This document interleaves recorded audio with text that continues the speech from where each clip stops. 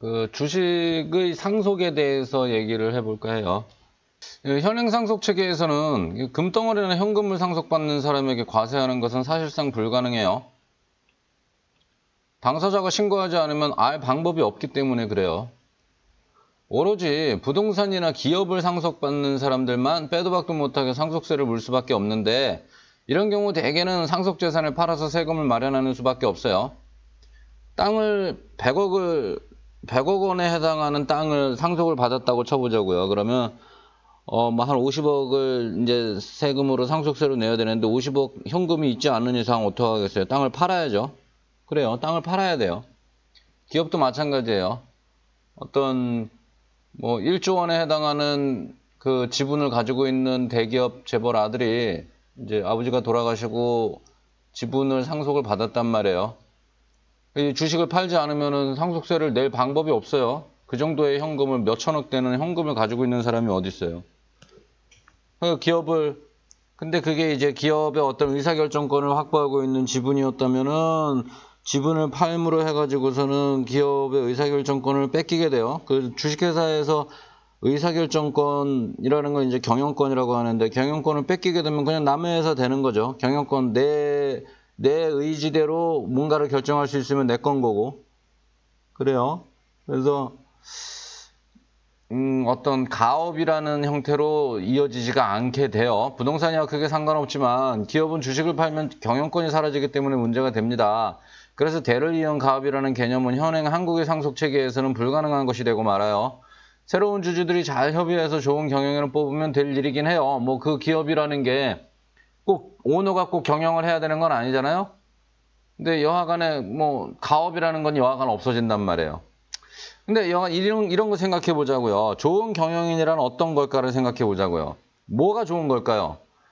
뭐 똑똑하면 좋겠고, 현명해도 좋겠고, 뭐 그 다음에 건강해서 오래도록 잘 안정적으로 돌봤으면 또 좋겠죠. 근데 아마도 그 중에서도 첫째 덕목은 믿을 수 있느냐는 것이 가장 우선적일 거예요. 뭐 아무리 똑똑하면 뭐예요. 회사에 값 나가는 자산들을 헐값에 다른 회사에 넘겨버리고선 그 대가를 받는 그런 뭐 배신자라면은 회사는 망하고 주주들은 손해를 볼 거잖아요. 근데 좀 모자라더라도 최소한 사적 이익을 위해 회사를 망가뜨리는 행위만큼은 안 할 것이라 보이는 사람이 있어요. 뭐냐? 그 사적 이익이랑 회사의 이익이 겹치는 사람이 그래요. 이건 입장이 이렇기 때문에 어떤 충성심이나 어떤 의리나 정의감이나 이런 거에 불타는 사람보다도 훨씬 강해요. 왜? 사적 이익이 곧 그 회사의 이익이기 때문에. 오너 경영이 이런 면이란 말이에요. 오너들은 회사를 배신 안 해요. 왜? 지 건데 왜 배신을 해? 지가 지를 어떻게 배신해요? 물론 뭐 이제 구체적으로는 뭐 직원들 배신하고 뭐 회사를 팔아 넘기고 가고 뭐 이런 얘기도 있겠지만은 여하간 기본적으로 그런 거 말고 뒤에서 뭐 이상한 짓은 못 한단 말이죠. 왜? 뒤에서 이상한 짓을 자기를 속이려고 자기가 이상한 짓을 하는 사람이 어디 있어요? 그 얘기예요. 사적 이익과 회사의 이익이 겹치는 사람이야말로 믿을 수 있는 사람이다. 가장 확실하게 가장 그 중에서는 가장 제일 믿을 수밖에 없는 사람이다. 창업자가 그렇고 대주주가 그렇고 그들의 가족이 대체로 그렇습니다. 입장이라는 게. 주주들이 투자한 것은 사업 내용에 대한 것만이 아니에요. 그들은 그 이상으로 사업 주체를 중요하게 봅니다. 누가 하느냐, 누가 이 사업을 하느냐. 뭐 그 쓰레기 같은 정치꾼 놈들이 어디 낙하산으로 공기업에 내려가면서 어떤 사장이네 뭐네 하는 거랑은 차원이 달라요. 실제 사업이랑은. 경영자를 누구로 할 것인가는 전적으로 주주들의 맘대로고요. 그 첨예한 이해관계는 매우 자연스럽게 합리적으로 지분에 의해 결정되며 균형을 이루고 있어요. 그런데 이 균형을 뜬금없이 국가 제도가 깨고 나서는 거거든요. 그 상속세를 물린다는 것은, 기업 주식의 상속세를 물린다는 것은 부자들이 재산 상속이 불공평하다고 만약에 여긴다면 지분을 현금화하는 시점에 과세하면 될 일 아니겠어요? 근데 왜 이렇게 안 하는지 모르겠어요. 그거 왜 이렇게 안 하냐 하면 그 사악하고 나쁘고 쓰레기 같은 정치꾼 놈들은 이런 상식도 없기 때문이에요. 관심도 없고 상식도 없고. 그냥 그냥 뺏어 뭐 이렇게 되는 거죠 뭐. 하지만 어쩐 일인지 한국은 기업 자체를 부자의 소득 원천으로만 인식하며 배아파하는 듯해요. 아주 천박하죠. 성공한 1% 기업가들이 누리는 과실만 보았지. 쓰레기 정치꾼들이 이렇게 보고 사실상 본인의 어떤 지적 수준이 떨어져서 판단이 불가능한 뭐 일반 민중이 그렇습니다. 그 기업가들이 열매를 맺기 위해 처절하게 몸부림쳤던 그 과정은 무시하고요. 그 다음에 과실을 맺지 못한 채 쓰러져 나간 99% 모험가들의 한도 모르죠. 오로지 이 성공한 1% 기업가들의 과실만을 쳐다보고 배 아파하는 게 일반 민중과 쓰레기 정치인들의 마음 상태입니다. 그 마음 상태는 나쁘다는 건 모두가 알아요. 근데 거기에 올라타면 안 되죠. 정상적인 사회라면은 거기에 올라타서는 안 되죠. 이성과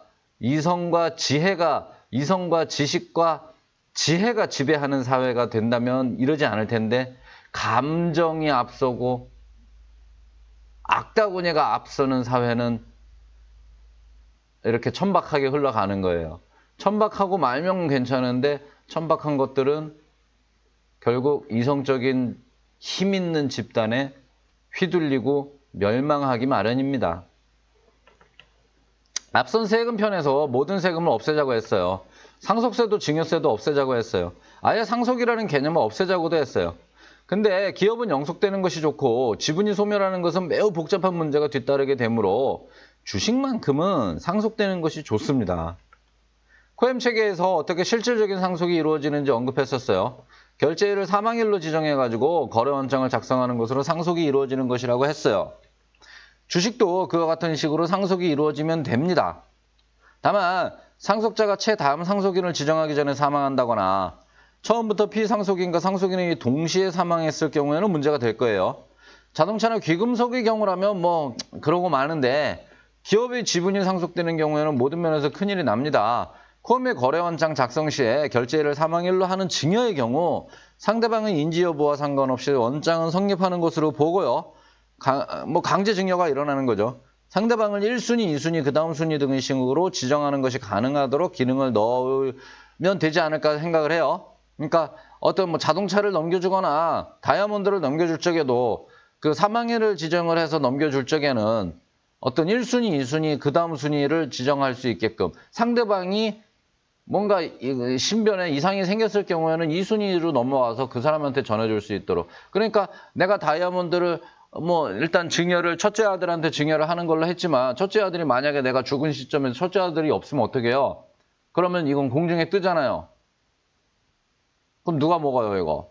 그렇잖아요? 그러니까 2순위, 3순위, 4순위를 지정하는 기능을 두면은 원만하게 어떤 넘겨주고 싶은 것이 넘어가지 않을까.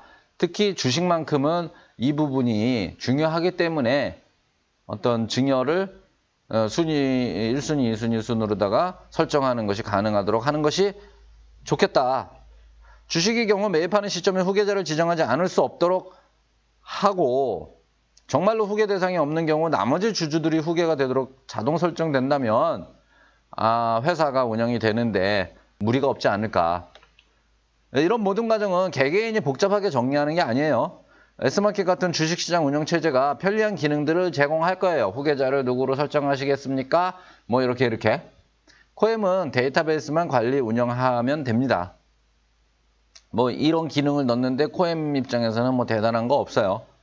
그냥 테이블 하나 더 추가해서 설정 운영하는 것밖에 없어요. 어떤 컬럼 하나 더 설정 운영하는 것밖에 없어요.